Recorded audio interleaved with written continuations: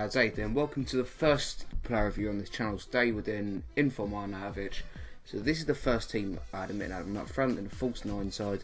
And then for the last game I tried him out as a winger. Now this card, it cost me about 65k. Now the first game I really struggled to do anything with him.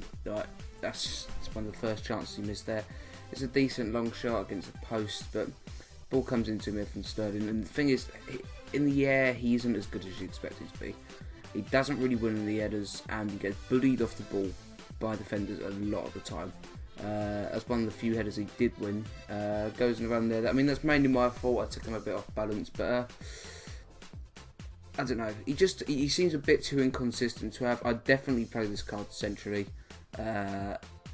As a winger, he's useless. I would just not use him as a winger at all. But in front of goal, I mean, he's alright. He's not the best. I mean, here's the first goal he scored for me there. Decent finish. But I really wouldn't pay the money that this guy costs, because there's so many other players in the game you can buy for 700-800 coins who will do the exact, if not a better job than him. Now, onto the sort of the pros of him.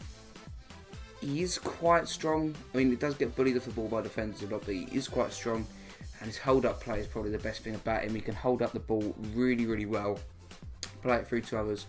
And another thing about him is his 4-star skill. That really helps with holding the ball up as well, because when you hold him up, you can turn someone with maybe a Ronaldo chop or a scoop turn. But I don't know. He just didn't really cut it for me, to be honest. There are far better players, you know. On the ball, he isn't the worst, to be honest. The dribbling seems alright, but he's not very agile either. I don't know. It's just, it seems a lot of money, 65k, for someone who isn't really the best. As I say, there's another clip of him there. It's the ball saved by the keeper. And again, that's another thing. You put crosses into him, and he never seems to be able to get in front of the man. He finally wins that header, but hits the post. But there's so many clips here of him just missing decent chances and not being able to get on the end of the crosses. His positioning isn't really the best as far as crossing the ball in goes. And when you buy a striker that's 6'4", you want them to be able to head a ball, and he's not going to be able to do that. In front of goal, he's decent. As I say, he'll probably finish most chances, but then again, you'll be able to buy maybe like a Andre Gray or Defoe or maybe Batshuayi. He'll be able to finish all the chances he can and do the same job for really about 800 coins. Yeah, I suppose. I mean, the 4-star skills make him sort of a nicer player to have. And I mean, if it's a free header in the air, he'll probably do alright from it. As you see there, the goal saved by the keeper.